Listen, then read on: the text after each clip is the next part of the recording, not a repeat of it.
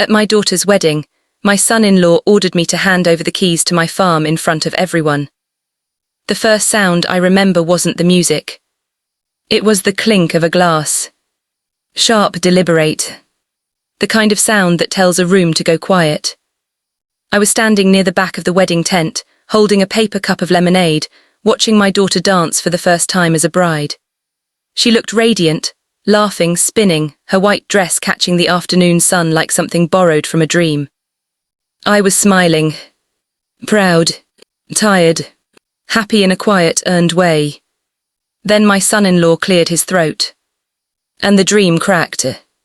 Before we continue, he said into the microphone, his voice smooth and confident, there's something that needs to be settled. The music faded, conversation stopped mid-sentence, every face turned toward him.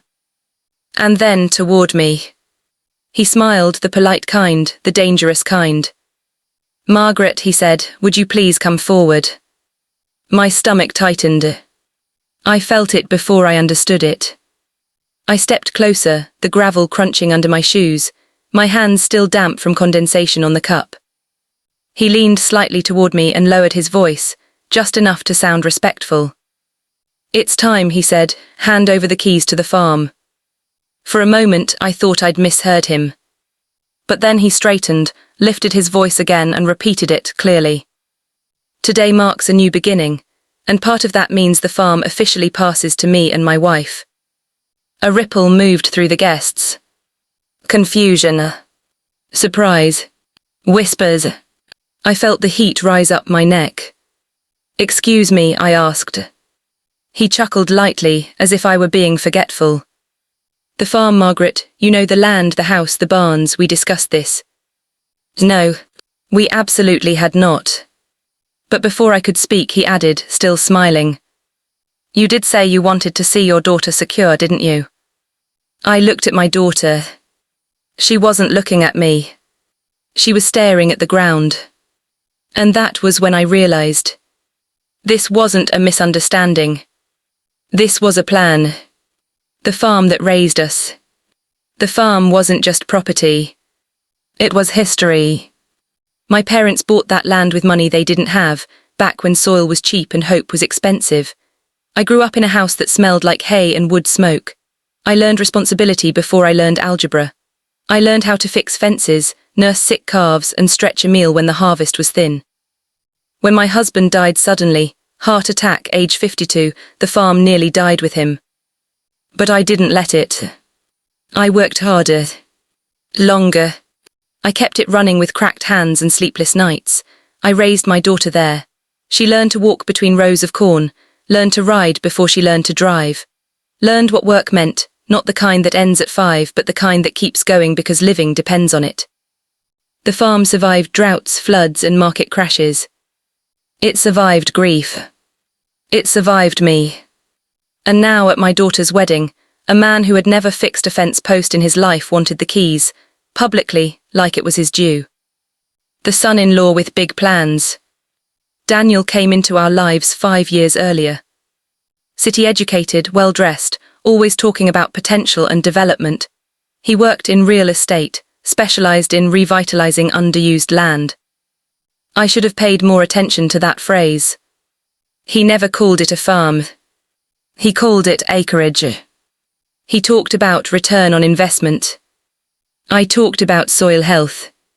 We were polite to each other, cordial, careful. When he proposed to my daughter, I congratulated him. When he talked about future plans involving the land, I deflected. I assumed, foolishly, that boundaries were understood. Apparently they were not. The moment that changed everything. Standing there under the white tent, with fairy lights hanging overhead and guests frozen in their seats, I felt something settle inside me. Not fear. Not shame. Clarity. I set my lemonade down. Slowly. Carefully. Then I looked directly at Daniel. You want the keys? I asked. He nodded, satisfied. Yes, it's time to make things official. I reached into my purse. Every eye followed. I pulled out a small ring of keys. The farm keys. I held them up so the sunlight caught the metal. For one brief second, I saw triumph flicker across his face. Then I closed my hand around them. And smiled. No, I said. The word landed heavy. Sharp. Clear. The whispers grew louder. Daniel laughed too quickly. This isn't the place for jokes. Oh, I agree, I said, which is why I'm not making one. My daughter finally looked up. Mom, she whispered. I turned to her. My love, I said gently, did you know about this? She hesitated. That hesitation told me everything. Daniel stiffened, we discussed it privately. No, I said, you decided it privately. He stepped closer. Margaret, let's not do this here. You already did, I replied. Truth spoken aloud. I turned to the guests. I wasn't aware that my life's work was part of today's ceremony, I said calmly, but since it's been brought up, let me be clear. I held the keys higher.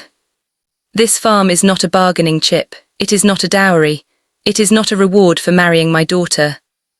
Murmurs of agreement spread. Daniel's smile disappeared. You promised to support us, he snapped quietly. I promised to love my daughter, I said. I did not promise to surrender my independence. His voice hardened. Without that land, our financial plans.